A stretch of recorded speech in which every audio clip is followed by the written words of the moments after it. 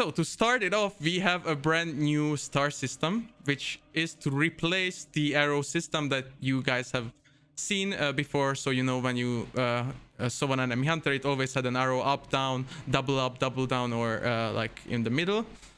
But now this whole system is completely replaced, and we have a star rating, which you can see right here. Yeah, so what's an important part here is that the matchmaking rating, which is what we refer as MMR, this is the ELO system that we're using in the game. This is how people are basically rated by the system in terms of how skilled they are, depending on who they kill, who they get killed by, and depending on your position in the ranking and their position, you lose more or you gain more or less. So it's like, if you want to read up on it, it's like an ELO system. The system itself didn't really change much because it's been like that for years, basically, for Hunt Showdown. But what we've been doing is making sure that the system becomes more visible to you guys, because so far the only thing that we've been doing is we've kind of given you a bit of a an abstract kind of a relative rating, right? That was the arrows that we had on the system so far, which showed you how much more skilled or how less skilled were you compared to the guy that you killed on the left screen, for example, or also in the summary screen, the guys that you killed during the round. So that arrow system is basically just telling you that you're better or worse than someone, but it never tells you where you and that other guy or that other person was on the whole ranking. So we're changing that to be something which is a bit more specific. And again, the system underneath is the same as before. It's just more transparent for you guys now. So what it means is that you will now have the chance to basically understand how good of a player or how bad of a player you are inside the system, and that will just make it a bit more transparent. Exactly, and as Dennis mentioned, these stars are basically showing a value that's hidden to everyone, and that can go from 0 to 5,000 MMR. So the stars are just an indication of your placement in between those numbers. And we will have a very nice image here that showcases that with a nice bell curve. Exactly. So this is something which is really important to understand with the star ratings. So in the background, as I mentioned, we still have our MMR, our ELO score running, right, which goes from a range of 0 to 5,000. It's a score that we've been using for a long time, but we've kind of keeping hidden, and also will continue keeping hidden from the players to a certain extent, because we do not want to display these exact numbers. Instead, what we're going to do, we're giving you the stars which are defining a range of that score. And as you can see on that graph there, this bell curve, you basically see that the majority of the players in the game, they are somewhere between 3 to 4, 4.5 stars somewhere, right? This is where you see the majority of the players on how they're grouped within this ELO system. And this is like nothing new. This is just how it is basically already before we make this more visible to you. So there's actually very few players that are on the lower end of the spectrum, mostly the newer players. And then there's also very few players that kind of break out to the top, or in this case to the right side, like which we now classify as 5 or 6 stars. That's just a very, very, very small subset of the community. The majority of the players, and therefore the majority of stars you will likely encounter during the games, will be in the center area there between like 3.5, maybe and 4.5 stars.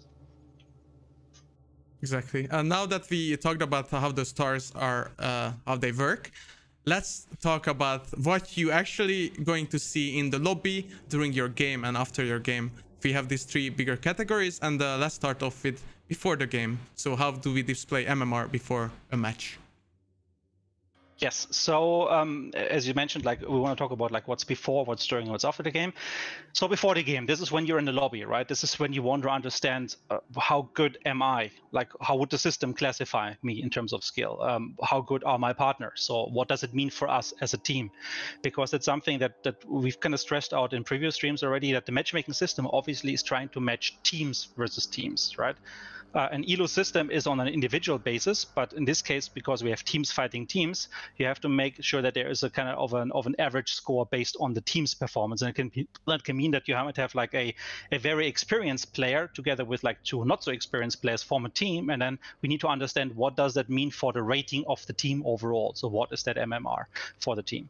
So you need to understand what you're getting into, basically, the transparency that comes with that. So you can add the next one there.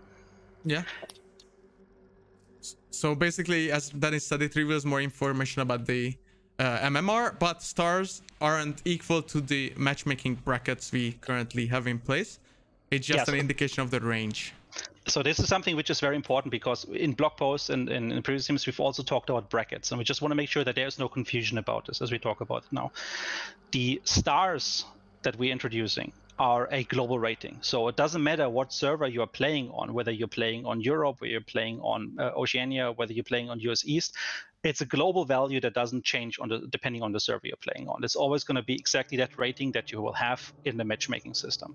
However, since we have server regions that are smaller and server regions which are bigger, we're also using brackets to define how people are grouped together on these regions. So for example, a larger region will have more of these brackets, which means there's a more granular, there's a finer separation of skill, as the bracket tries to kind of take people from a specific matchmaking range and group them together into games. So if there's fewer brackets, that means each bracket covers a larger range on the scale. That means you might get people that are on the top end fighting the people on the lower end, and the further they are apart, the more different they might be in skill, right? So that means in general, that's a matchmaking session or matchmaked session on a smaller region, just because there isn't enough meat in the system. There's enough people, obviously, to populate the system. We'll have less fair games overall than, for example, a game on a larger populated region like US East and Europe, because there's more brackets, or we can have more brackets there, and therefore there's a finer like allocation of players to specific games. That's just something which is very important to understand. Brackets don't mean stars. That's two different things. Stars is a global rating. The brackets is just a method we use on the servers in the regions in order to prevent empty servers and still find enough people to kind of like get into the game. But it can have an impact on the quality of the sessions you will have naturally, as it depends on the size. Yeah, just quickly, to the people that asked what is MMR, it stands for your matchmaking rating. So it's the number of your ELO, basically. So that's MMR means matchmaking rating. I hope that is clear like that. And then there is something that we call a match MMR. So that's something which is important to understand here. You have your personal rating. So this is the score by which the system individually classifies you. But as I said, as you try to play with other players and as certain like modifiers are applied to it, which we're going to talk about in a second, for example, you play as a solo versus like other teams, you might get a bit of a bonus or like a modification to that score in order to help you out. And the actual match MMR is that final score after these modifiers have been added, after the average of the team has been calculated. And this is what the actual system will use to find a game for you. So we can maybe have a look at that in one of the screenshots. Yeah, but before that, we also have some active modifiers, which are super essential for this, and you will be able to see those as well in the screenshots. But I think it's enough if we talk about those on the screenshots themselves. But basically, just to preface it, we have no modifier, a weak modifier, or medium, or a strong. And what that means, let's just take a look at it. All right, so here we have the first screenshot. So this is one example of a lobby, right? Like, so you have your team already assembled, and what you can see here is that the central player, so you have like a rating of 5 stars in this case. So the system classifies you as a pretty experienced player. Keep in mind it's a range of 1 to 6. While you have 2 teammates with you, one is considered a 2-star player, and the other one is considered a 3-star player. Now, with the calculation happens in the background, keep in mind it's not calculating stars. It's actually still calculating the number that is behind the stars. Each of these stars represent a range. It then presents a match MMR, as you can see on the right side above the start button. And in this case, the team is being considered a 3-star team. So it just gives you basically an abstraction here, because as a trio, that's what we call it the default state. There's no handicaps applied. The calculation of the average is much closer, obviously, to finding an average between the three people involved in this case. And in here, what we see is that because there's 1 good player and 2 not so good players, it kind of lowers the whole team's prognosis of how well it will be doing, and as such treats that team as a 3-star team for the purpose of matchmaking. Okay, then we have another trio with random invites, so not inviting your friends. And yeah, so basically, go ahead, it's fine. No, I was just saying that in this case, it applies an active modifier of weak, which means Since you guys don't know each other, like the team that just invited each other, you have a slight disadvantage. So there is a weak modifier to lower the matchmaking rating slightly. Yeah, so in this case, as we can see, just like the team is being considered even like half a star lower than previously in the calculation.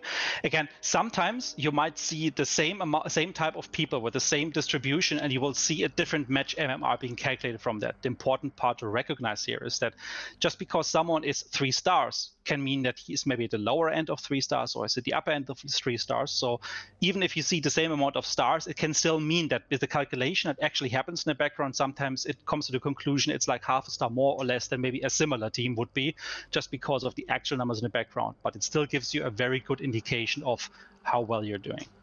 So it's also important that all of these modifiers we're talking about right now, they are already in the game. So they've already been used for the matchmaking purpose for a while. It's just that now it's becoming more transparent how the player can see how they affect the actual game and the matchmaking, and therefore your chance of maybe encountering enemies which are stronger or weaker.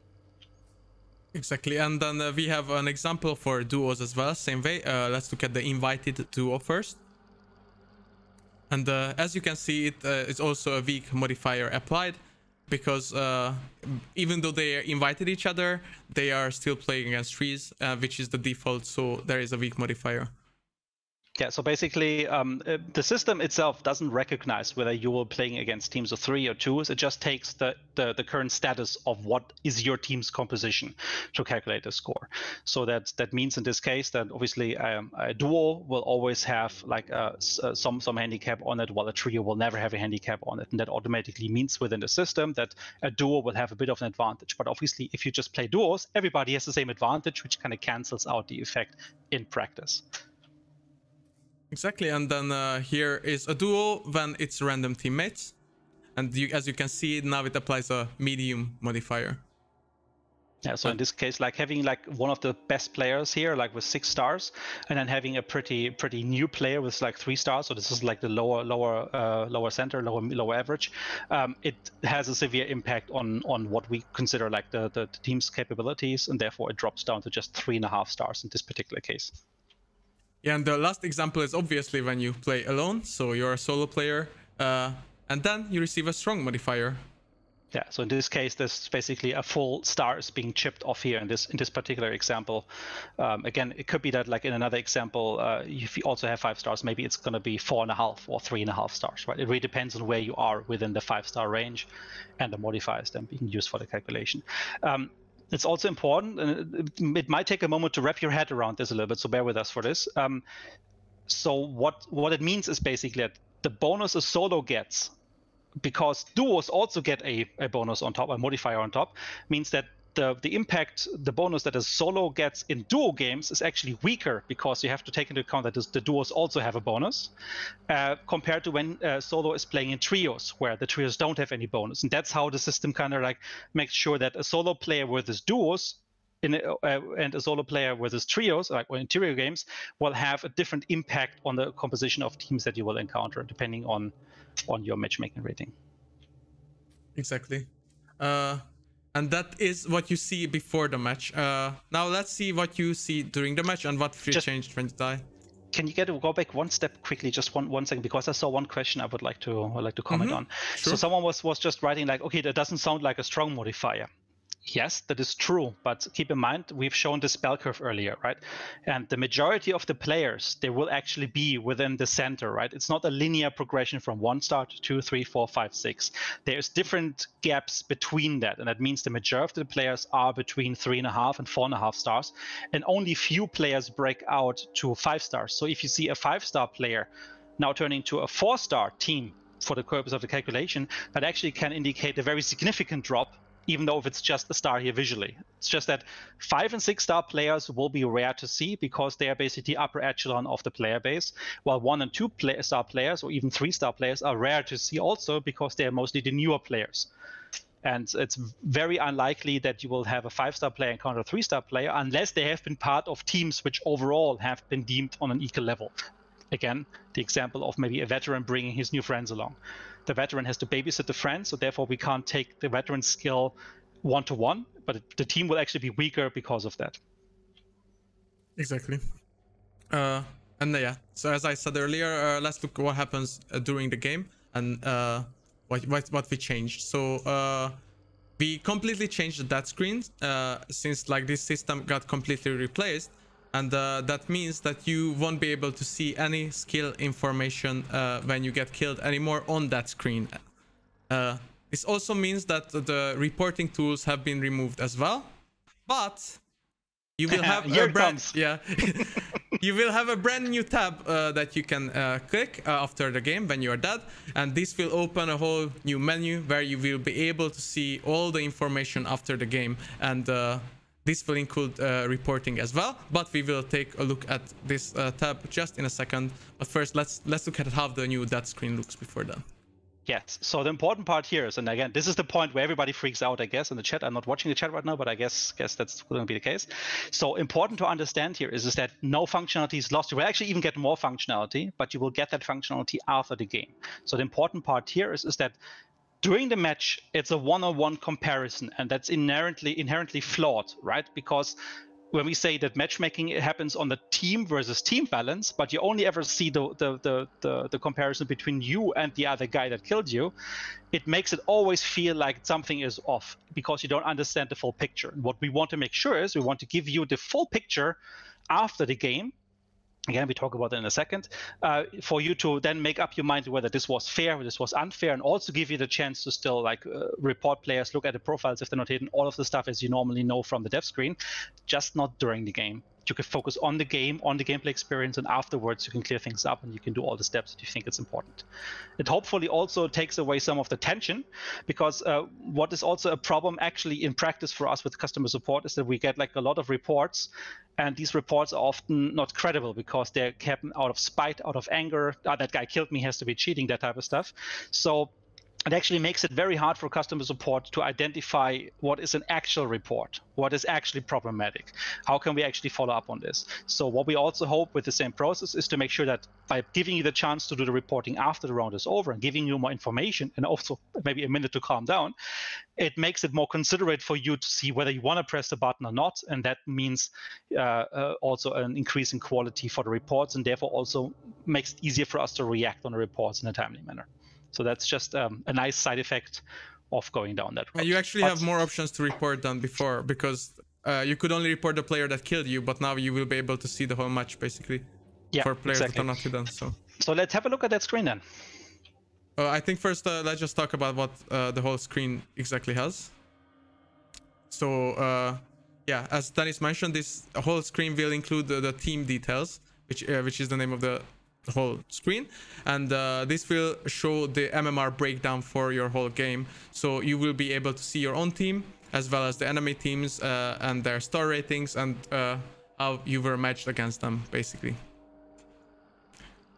Yeah, let's have a look at the screen. Exactly. Okay, so as you can see, after you are out of the game and you get your accolade cards, there will be the team details tab that you just have to click on the bottom instead of continue, and then it will take you to this screen here. So this is how the new screen looks like. So what you can see here on the left side is your own team and your own team composition. So you can kind of see your own score. It's basically a repetition of what information you've already seen on the lobby. And then on the right-hand side, you will see a list of all of the teams that have been with you in this game. So in this particular game, it's just been one team with 2 players, but it's just for the testing purposes here. And this list basically allows you to see, okay, everybody who was with me in the game will be appearing in that list in the constellation of their team. So I will understand that, for example, if I've interacted with one particular team, I will understand, oh, this was a duo, this was a trio. I understand how the skill of the individuals in the team was. I can see how the system then calculates the match MMR based off it and therefore sees it. Like in this example here, this has been a game recorded from a game without skill-based matchmaking on. That's why you still see a very strong difference between like your team and the other team, because the system has allowed different ranges to come into the same game. So your own team is being considered 3.5, with one player being like a super awesome player and the other one like more average, but it still is going to be a strong team. The other team, however, seems to be pretty new. And they basically then probably means that the 3-star player was probably on the lower end of 3 stars, and the other one was in training mode. That's why it overall reduces the amount like to that very, very, very small number. Can happen if you have skill-based matchmaking off, but obviously in a fair game you would probably see a like much more evened out list here. And that's the neat part of this menu, is you can now understand how the composition of the teams was during each of the matches. Every time you come over the game, you can press the button. Also, obviously, you can go there still from the last match menu and look at it after the summary screen has been clicked away, to see what exactly was the composition of this last match, who did I encounter, and maybe I can draw conclusions from this, whether this was a problem or not. If I click on the names of the guys, I can then open up the profiles, look at it. I can do the reporting just as usual. Obviously, if someone has hidden the profiles, you wouldn't see the details of the profiles there as is normal. Now, there's something more to it here, and that is not really clear from this example. On the right-hand side, you see these red icons. And this is basically showing you how you have interacted with this particular person. So very often you will not see any of these red icons at all. But if you do, it means one of 4 things. And we can quickly maybe show the other screen there. Exactly. So we are sorry for the quality of the image, because this has been cropped from the screenshot itself. So that's why it's lower quality. But as Dennis said, we have 4 icons. So when you see the red skull with the bullet through it, that means you killed the hunter. So in the end summary screen, you will be able to see who you actually killed. And just like that, you will be able to see who actually killed you the same way. Just with It's basically the information that we present to you during the game, right? Either because the name pops up with a banner, or because someone has used voice next to you, or because they have killed you and therefore they show up on the dev screen, etc. So basically, after the game, you will only see the names in the list for those players that have at least had one of those icons show up next to them. Otherwise, they will be listed as an anonymous player, like they're basically unknown. You can click on the details, you can still report them, but you do not get the name from them, because they might have died on the other end of the map. You never had an interaction, but it's still important for you to show you who was with you in the game, because that way you can then finally see whether this was maybe you only had interaction with one guy from a team, but you can still see what team he was in, and whether, even though he was the strongest guy and you think, okay, well, why is this such a strong person fighting me? Well, he was maybe babysitting these other 2 weaker persons. And you can finally look at that in this full screen. So this is a very, very important list, but it's only available to you after the match is over. So it doesn't change anything during gameplay when it comes to keeping up the mystery and the unknown. Exactly. And then the 2 other icons that we have are new. One is that this hunter used text or voice chat next to you or close proximity to you. That refers to the in-game voice chat, obviously. So if they wrote something or talk that you could hear or see, this icon will show up. And then the last one is that this hunter carried the bounty during the game at one point. So it doesn't mean that he extracted it with it, but it means that he had it during the game. His name popped up during a banner, basically, at one point, right? Like, or that person was somehow in possession of the bounty. So those interaction points are the key. So if you go back one more to the overview, just to show it in context. So you can see like these icons on the right side. Obviously, multiple icons can appear for the people, and it just gives you a bit of a context of why they showed up.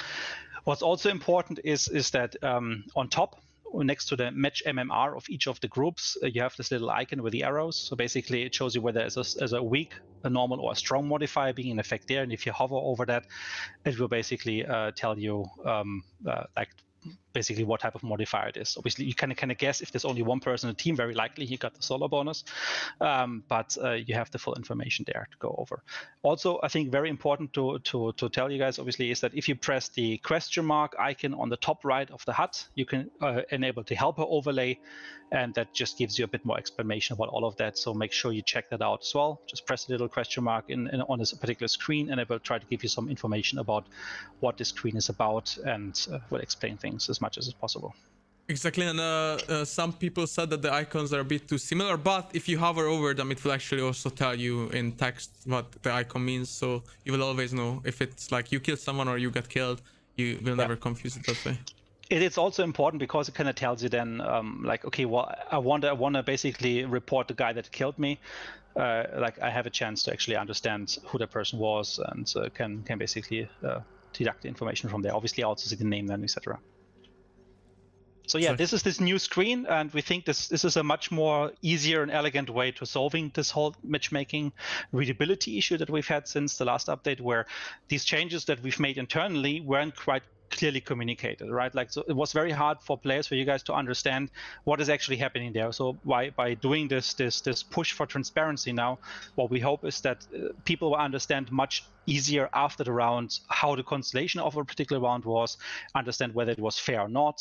They can still do reporting, they can still do all of the necessary steps they could do before, even more so, because you can now report basically everybody on that list. If you want it, obviously, please don't.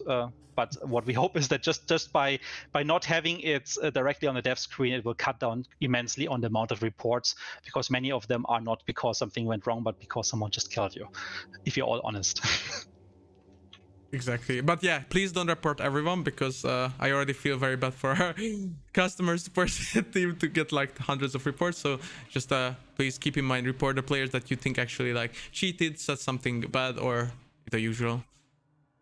And let's recap a bit what we have about matchmaking and the matchmaking fairness that we have in place. Yeah, so the fairness part is like the most important aspect behind this, right? Because you want to communicate to you guys whether a game was considered fair or not. And this is just like one of the most important aspects around this, is that you understand that whether a game was actually giving you like a fair match, or whether something was off, and you can actually put the finger on it, right? Because right now it's all about feeling, it's all about, this could be weird, because it naturally comes by having a game that deprives the player of information intentionally to build up tension.